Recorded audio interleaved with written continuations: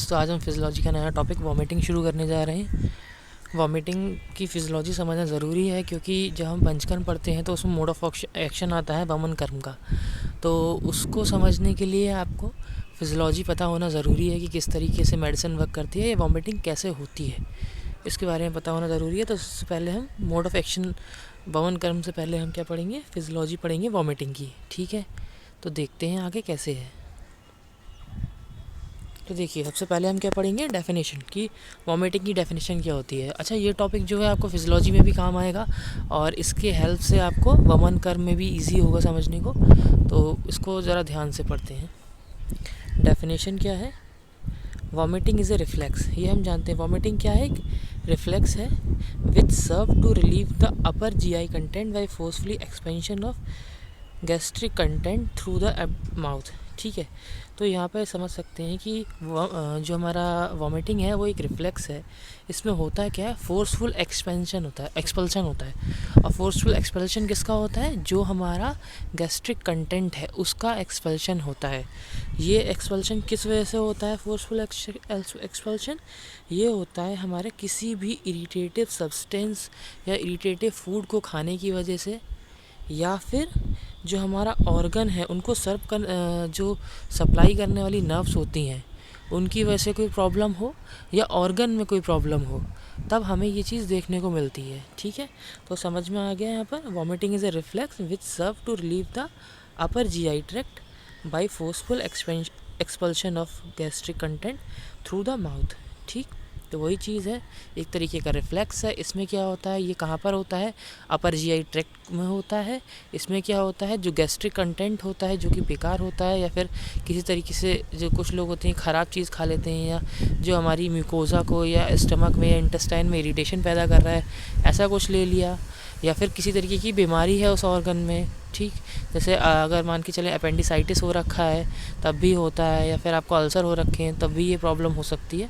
तो इस तरीके की अगर कोई कंडीशन है, या तो आपने इरिटेटिव फूड ले लिया, या इस तरीके की अगर डिसीज़ कंडीशन है, या फिर सप्लाई करने वाली जो नर्व है उसमें कोई प्रॉब्लम आ रही है, तो उस वजह से क्या होता है, जो हमारा फूड या फूड कंटेंट गैस्ट्रिक कंटेंट जो होता है उसका फोर्सफुल एक्सपल्शन होता है।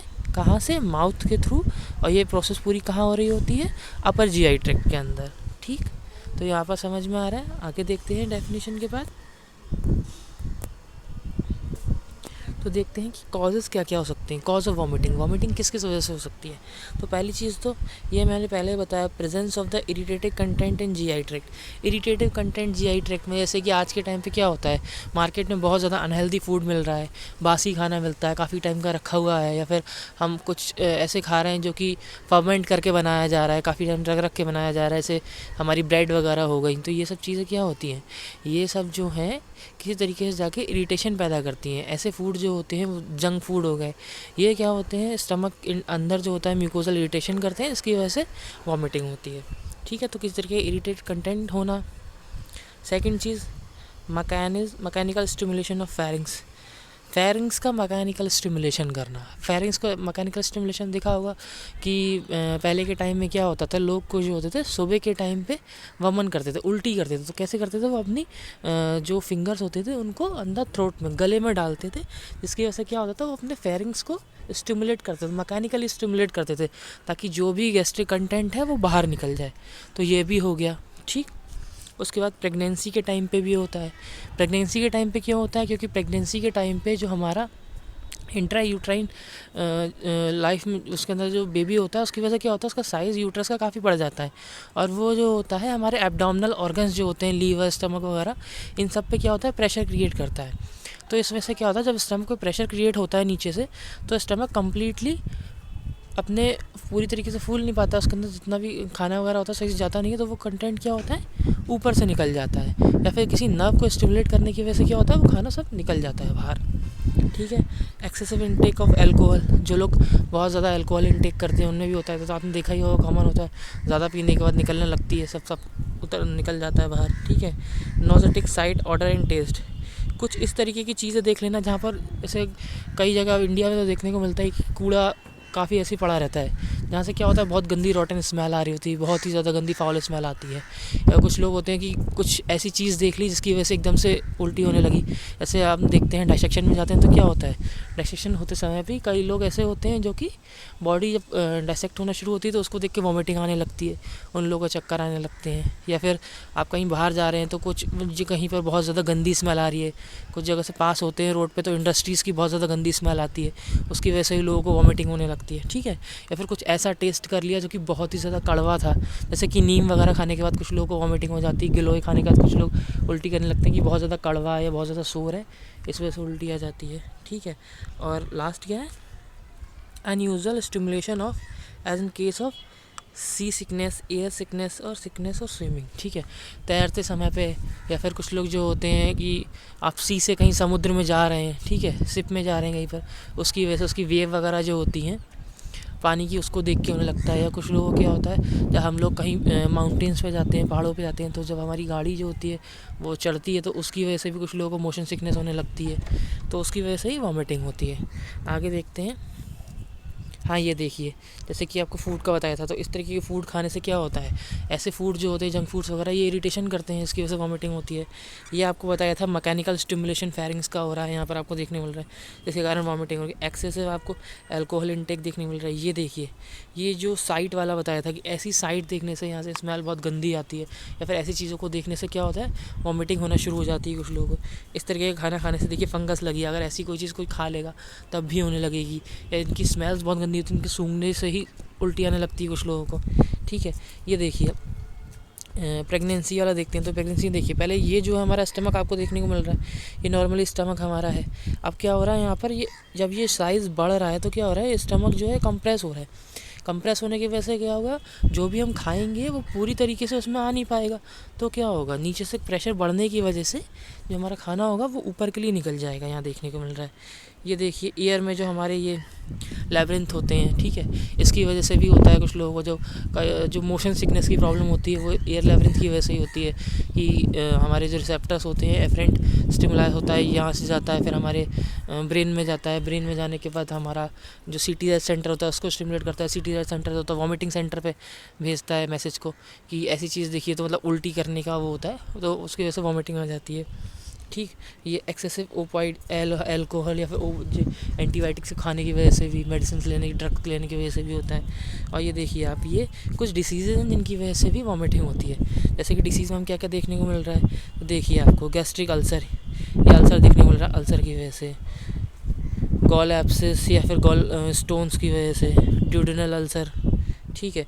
ये देखिए अपेंडिसाइटिस, ये अपेंडिक्स में इन्फ्लामेशन होने की वजह से, डाइवर्टिकुलाइटिस, ठीक है।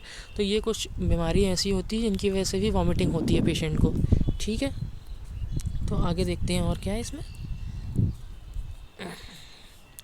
तो देखिए, हाँ, ये अभी कॉजेज़ चल रहे हैं, तो कॉजेज़ में और क्या है, abnormal stimulation of sensory receptors in the organ like the kidney, heart, semi circular canal and uterus. आपको पीछे दिखाया था वेस्टिबुलर आई जो आपको वो दिखाई थी, लेब्रिंथ, बोनी लेब्रिंथ और मेम्ब्रेनस लेब्रिंथ, तो उसमें ही सेमी सर्कुलर कैनाल होती है वहीं पर जुड़ी हुई जो होती हैं, तो उसमें क्या होते हैं, रिसेप्टर्स होते हैं।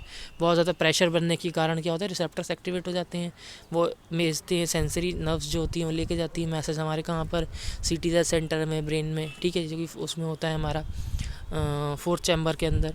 वहाँ से होता है वो कहाँ जाता है, वॉमिटिंग सेंटर पे जाता है मैसेज और वॉमिटिंग होने लगती है, ठीक है। या यूट्रस में भी ऐसा होता है, यूट्रस में क्या होता है, क्या अगर UTI वगैरह हो रखा है तो वहाँ से भी उस वजह से ही वॉमिटिंग होती है।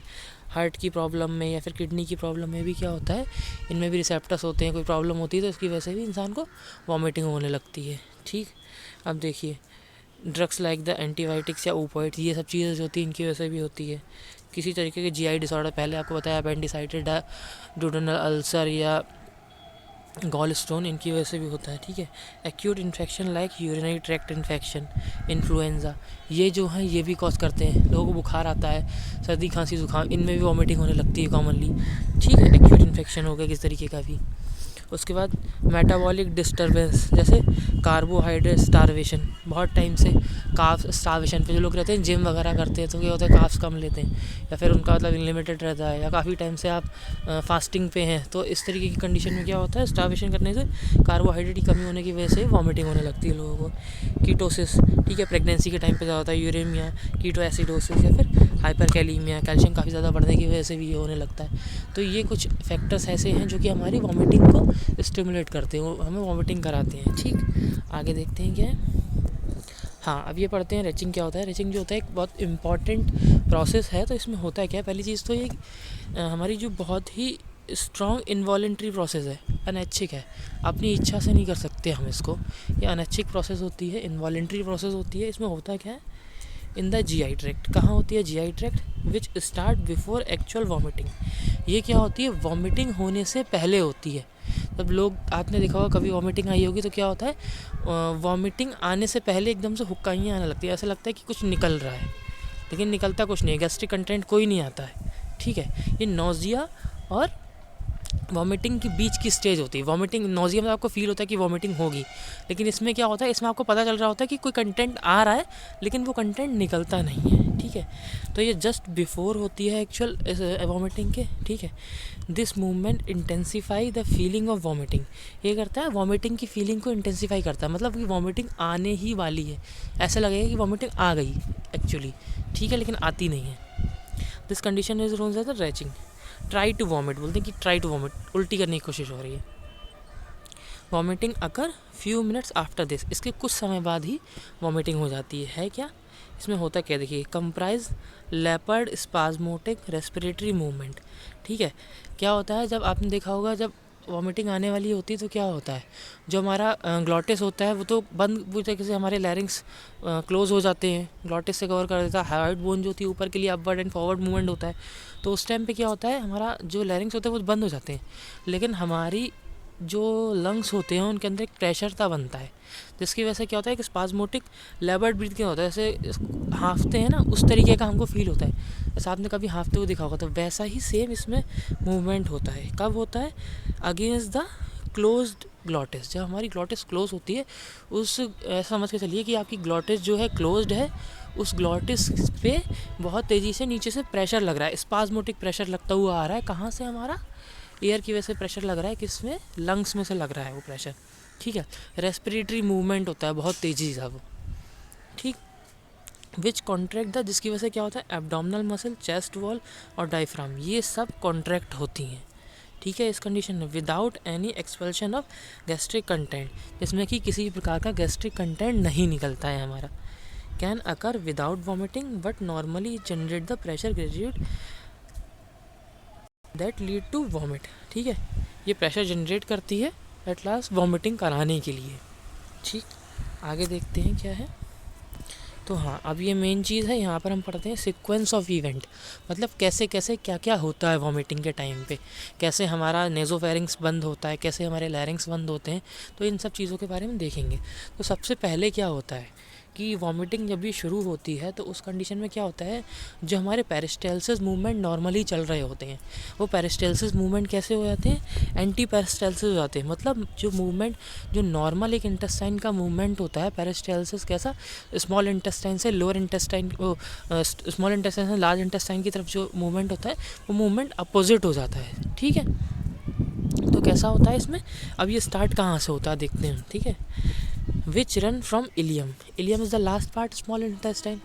ठीक है, अब ये समझ में आ रहा है ये कहाँ से स्टार्ट हो रहा है। ओ सॉरी, ठीक है, एक सेकंड में दोबारा स्टार्ट करता हूँ। Beginning of anti peristalsis which run from the ilium toward the mouth, ये कहाँ से कहाँ तक चलता है, ये हमारा इलियम से माउथ की तरफ चलता है।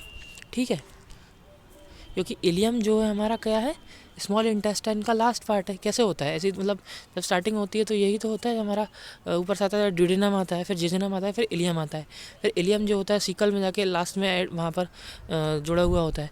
तो इलियम से जो होती है ये मूवमेंट शुरू होता है, इलियम से एंटी पेरिस्टाल्सिस मूवमेंट स्टार्ट होता है, और ये एंटी पेरिस्टाल्सिस मूवमेंट कहाँ तक आता है, हमारे माउथ तक आता है थ्रू द इंटेस्टाइन। ठीक है, इसमें होता क्या है, जब ये मूवमेंट अपोजिट हो जाएगा, जब पहले जो नॉर्मल कंडीशन मूवमेंट हो रहा था, मतलब कैसा हमारा ड्यूडेनम, जेजुनम, इलियम और फिर लार्ज इंटेस्टाइन में भी असेंडिंग, ट्रांसवर्स और डिसेंडिंग कॉलम, सिग्मोइड कॉलम इस तरीके से होता हुआ आता है।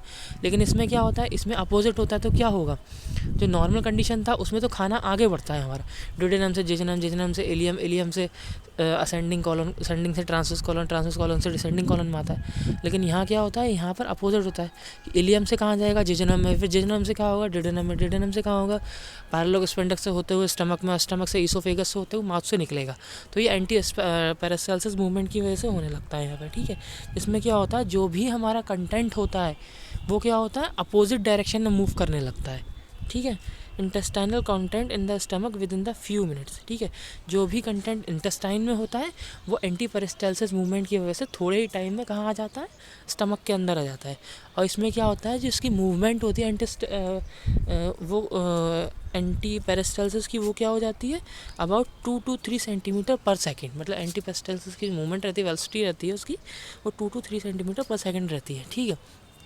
ये तुमने पहली चीज़ देख ली कि पहले, सबसे पहले क्या होता है, एंटी पेरिस्टाल्सिस होता है। दूसरी चीज़ क्या होती है, डीप इंस्पायरेशन होता है, ठीक है।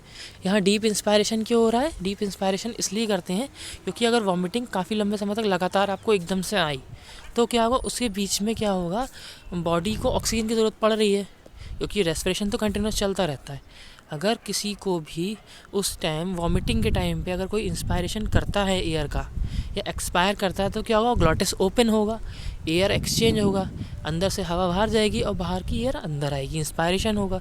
तो इंस्पायरेशन के साथ साथ या एक्सपायरेशन होने के टाइम पे क्या होगा, जो गैस्ट्रिक कंटेंट हमारे माउथ से बाहर निकलने को था वो गैस्ट्रिक कंटेंट क्या होगा, हमारे लैरिंग्स में चला जाएगा, एस्पिरेशन की कंडीशन वहाँ बन जाएगी।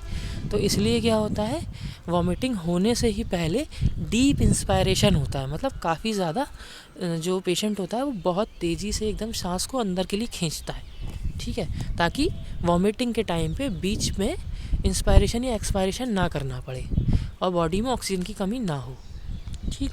Deep inspiration followed by the temporary cessation of breath, ठीक। एकदम से सांस खींचता है, उसके बाद रुक जाता है, वो सांस अंदर रहती है और जब तक वॉमिटिंग होती है तब तक हमारी ब्रीदिंग जो होती है वो सेसेशन रहती है, वो बंद रहती है, ठीक है, क्योंकि ग्लॉटिस हमारा क्लोज रहता है। तो सेकंड चेंज ये हो गया। यहाँ देखते हैं, देखिए क्या चीज़ देखने को मिल रहा है, ये जो हमारा लैरिंग्स होते हैं, ये जो लैरिंग हमारा बताया गया, तो ये जो होता है ये ऐसे आके इसको बंद कर देता है, ये हमारा ग्लॉटिस है, ये इस तरीके से कवर हो जाता है, ये कम्प्लीटली बंद हो जाता है, ठीक है। तो ऐसे पूरा बंद कर देता है इसको एकदम से, ठीक है, ये होता है यहाँ पर। आगे देखते हैं, क्लोजर ऑफ ग्लॉटिस। तो मैंने आपको ये चीज़ तो ये मैंने आपको यहाँ पर बता दिया कि ग्लॉटिस क्लोज हो रहा है, ये आपने यहाँ देखा, ये देखिए ये ग्लॉटिस जो है यहाँ पर ये क्लोज हो गया, ठीक। एक सेकेंड, ये ग्लॉटिस जो होगा ये इसको क्लोज कर देगा, ये क्लोज़र हो जाएगा, ये पूरी तरीके से बंद हो जाएगा, ठीक है। ढक्कन कितना होता है वो उसको कवर कर देता है, बंद हो जाता है, ठीक। आगे देखते हैं, upward and forward movement of लैरिंग्स and hired bone. जो हायर्ड बोन होती है और लैरिंग्स होता है, इसका मूवमेंट कैसा होता है, अपवर्ड एंड फॉरवर्ड मूवमेंट होता है। तो ये दिखाता हूँ आपको किस तरीके का मूवमेंट है। तो यहाँ पर देखिए, यहाँ आपको देखने को मिल रहा है कि ये हायर्ड बोन है, ये हमारा लैरिंग्स है, तो इसका और ये एपिग्लॉटिस है। तो इसका मूवमेंट किस तरीके से होगा, इसका मूवमेंट इस तरीके से आगे के लिए होगा, ऊपर के लिए होगा, ठीक है। ये मूवमेंट कैसा होगा, ऊपर के लिए होगा, ताकि ये जो होगा ये यहाँ पर एपिग्लॉटिस पे जाके चिपक जाएगा, और इसका मूवमेंट ऐसे इस तरीके से होगा आगे के लिए। तो ये क्या होगा, अपवर्ड एंड फॉरवर्ड मूवमेंट हो गया, इस तरीके से मूवमेंट हो रहा है ना। लैरिंग से कैसे हो रहा है मूवमेंट, नीचे से ऊपर के लिए हो रहा है, अपवर्ड एंड फॉरवर्ड मूवमेंट, इस तरीके का मूवमेंट देखने को मिल रहा है ऐसे कर्व में, ठीक है। क्योंकि लैरिंग्स जो हो रहे हैं हमारे कैसे आ रहे हैं, लैरिंग्स हमारे ऊपर के लिए आएंगे, ये अपवर्ड एंड फॉरवर्ड इस तरीके का मूवमेंट होगा। तो क्या होगा, हमारा जो लैरिंग्स होगा वो भी क्लोज हो जाएगा और हायर्ड बोन जो होगी आगे के लिए पुश हो जाएगी। तो लैरिंग्स और हायर्ड बोन का दोनों का मूवमेंट कैसा होगा, अपवर्ड एंड फॉरवर्ड मूवमेंट देखने के लिए मिलता है यहाँ पर, ठीक है। नेक्स्ट चेंज हमने देख दिया, elevation of the soft palate. Soft palette होता है उसका एलिवेशन होता है, तो वो भी देखते हैं हम कैसे। ये देखिए आप यहाँ पर, ये जो हमारा सॉफ्ट पैलेट है ये इस तरीके से उठेगा और ये यहाँ पर ऐसे लग जाएगा, ये उठ के इस तरीके से यहाँ पर आ जाएगा, एलिवेशन ऑफ सॉफ्ट पैलेट। क्यों? क्योंकि जो भी कंटेंट यहाँ से निकलेगा वो डायरेक्टली यहाँ चला जाना चाहिए माउथ में, अदरवाइज़ वो कहाँ आएगा, वो यहाँ पर आके हमारी नज़ल कैविटी में आ जाएगा। और निकलना कहाँ से चाहिए? माउथ से निकलना चाहिए। नज़ल कैविटी में आएगा तो पेशेंट को भी प्रॉब्लम होने लगेगी, ठीक है, इरिटेशन, या फिर हमारी म्यूकोसा जो होगी वो इन्फ्लेम्ड हो जाएगी। तो ये जो हमारा सॉफ्ट पैलेट होता है ये भी एलिवेट हो जाता है और नेज़ल फेरिंग्स जो नेज़ो कैविटी होती है हमारी उसको क्लोज़ कर देता है। ठीक, आगे देखते हैं। Contraction of diaphragm abdominal muscle which is characterize jerk resulting in elevation of intra abdominal process pressure. ठीक है, तो अब देखते हैं क्या होता है। ये जो होता है डायफ्राम, ये भी नीचे के लिए झुकता है, और ये जो एब्डोमेन की मसल्स होती हैं, ट्रांसवर्स एब्डोमिनस और कई सारी होती हैं, ऑब्लिक एब्डोमिन मसल जो होती हैं, ये सारी क्या होती हैं? कॉन्ट्रैक्ट होती हैं। कॉन्ट्रैक्शन होने की वजह से क्या होता है? यहाँ पर हमारा क्या है? यहाँ पर हमारा स्टमक होता है, तो ये क्या करती हैं? इसको कंप्रेस करती हैं, इस पर प्रेशर डालती हैं। इस पर प्रेशर डालने की वजह से क्या होता है? ये इसके ऊपर ऐसे करके प्रेशर पड़ता है दोनों तरफ से, तो क्या होता है? जितना भी इसमें कंटेंट होता है वो कंटेंट निकल के क्या ऊपर के लिए फ्लो होता है। इससे क्या होता है? ये चारों तरफ से प्रेशर पड़ने की वजह से क्या होता है? मसल्स की जो इंट्रा एब्डोमिनल प्रेशर होता है वो बढ़ता है, और जो कंटेंट होता है स्टमक के अंदर वो निकल के बाहर के लिए आता है माउथ से। ठीक, अब देखते हैं आगे क्या है। Compression of stomach between the diaphragm and abdominal muscle, जो आपको अभी मैंने बताया, lead to rise in intra gastric pressure, जिसकी वजह से क्या होता है? इंट्रा गैस्ट्रिक प्रेशर जो होता है, स्टमक के अंदर प्रेशर जो होता है वो बढ़ जाता है। ठीक है, simultaneously relaxation of the lower oesophageal sphincter and oesophagus and upper oesophageal sphincter. अब क्या है? प्रेशर बढ़ रहा है। अब ये देखिए आप यहाँ पर क्या होगा? यहाँ पर एकदम से प्रेशर जो हो रहा है, प्रेशर राइज हो रहा है। प्रेशर राइज हो रहा तो क्या हो रहा है? अब प्रेशर राइज है तो अगर प्रेशर बना रहेगा उसके अंदर तो क्या होगा? या तो हमारे ऑर्गन को प्रॉब्लम होने लगेगी। तो उस प्रेशर को रिलीज़ करने के लिए क्या होता है? जो हमारी ये ईसोफेगस है, तो ये लोअर ईसोफेजल स्फिंक्टर जो हमारा ये है, ठीक है, लोअर ईसोफेजल स्फिंक्टर, 1 मिनट, ये लोअर ईसोफेजल स्फिंक्टर, ये और कंप्लीट ईसोफेगस, और एट लास्ट ये अपर ईसोफेजल स्फिंक्टर, ये जो होते हैं रिलैक्स हो जाते हैं, और जो हमारी स्टमक की बॉडी होती है ये भी रिलैक्स हो जाती है, जिसकी वजह से क्या होता है? जो भी यहाँ प्रेशर बनता है उस प्रेशर की वजह से ये जो गैस्ट्रिक कंटेंट होता है, जो भी कंटेंट यहाँ पड़ा होता है, ये कंटेंट ऊपर के लिए आके निकल जाता है माउथ से। ठीक है, इसी को हम वॉमिटिंग बोलते हैं। तो अभी हमने यहाँ तक देख लिया लास्ट तक। अब लास्ट वाला पॉइंट देखते हैं क्या दे रखा है यार। उसके बाद क्या होता है? Forceful expulsion of gastric content vomitus. ठीक है, जो कंटेंट निकलता है उसको वॉमिटस बोलते हैं। Through the oesophagus, pharynx and mouth. कैसे निकलता है? ईसोफेगस से फेरिंग्स और फेरिंग्स से माउथ में आके निकल जाता है बाहर। ठीक है, जो कंटेंट निकलता है उसको हम क्या बोलते हैं? वॉमिटस बोलते हैं। अब देखते हैं कि ये मूवमेंट में आपको मैंने बताए हैं कि क्या क्या है पहले, लेकिन फिर भी देख ले रहे हैं। तो movement during the act of vomitus through the vomitus. ठीक है, वॉमिटिंग के टाइम पे क्या मूवमेंट होते हैं? वॉमिटस को बाहर निकलने वाले, material ejecting during vomiting to the exterior through mouth. ठीक है, मुंह से बाहर निकालने वाले। Some of the movement play important role by preventing the entry of vomitus through the other route and thereby preventing the adverse effect of vomitus in the many structures। वही चीज़ बताई मैंने, क्या हो रहा था आपको? सॉफ्ट पैलेट जो हो रहा था ऊपर के लिए अपवर्ड हो रहा था, तो इसकी वजह से क्या हो रहा था? नेज़ल कैविटी के अंदर जो भी वॉमिटस आता है वो नेज़ल कैविटी में नहीं जाता है, और हमारा जो लैरिंग्स और हेड बोन होती है वो अपवर्ड एंड फॉरवर्ड मूवमेंट करते हैं, जिसकी वजह से जो वॉमिटस आता है, हमारे गैस्ट्रिक कंटेंट निकल के आता है, वो क्या होता है? लैरिंग्स में जाता है, एस्पिरेशन की प्रॉब्लम नहीं क्रिएट होती है। तो ये जो कुछ होते हैं मूवमेंट्स, ये मूवमेंट्स जो होते हैं हमारी बॉडी को किसी दूसरी प्रकार की डैमेज से बचाने के लिए होते हैं। ठीक, देखिए अब एक बार नॉर्मली देख लेते हैं कैसे कैसे होता है कि हमारा वॉमिटिंग सेंटर जो होते हैं दिमाग में, वहाँ पर सिग्नल गया, सेंसरी लेके जाते हैं, वहाँ से कौन कौन से वहाँ से कुछ जो मोटर फंक्शंस के वो होते हैं वो लेके आते हैं सिग्नल्स को, और वो क्या क्या वर्क कराते हैं। पहला वर्क देखिए, gave reflexing soft palate. Soft palate क्या होता है? ऊपर ऐसे करके कवर कर लेता है नेज़ोफेरिंग्स वाले एरिया को, इस तरीके से होता है, ये ऐसे करके कवर कर देता है नेज़ोफेरिंग्स को, नेज़ल कैविटी जो होती है उसको कवर कर देता है। सेकंड क्या होता है? Closure of glottis.